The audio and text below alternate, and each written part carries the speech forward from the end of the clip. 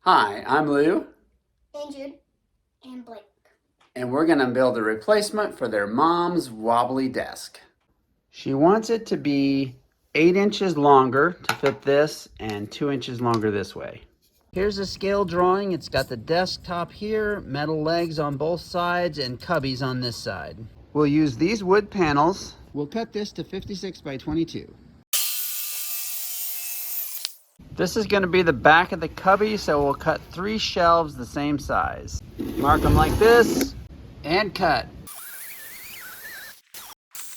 So we've got the back, 3 shelves, and we'll split this in half for the sides.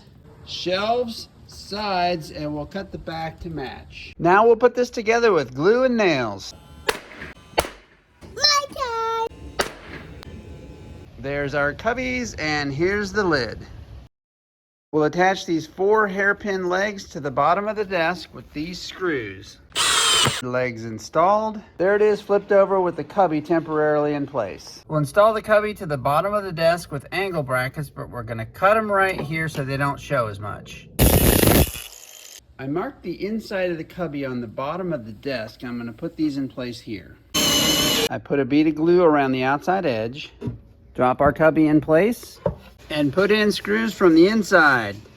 And there's the desk all done. Thanks for watching.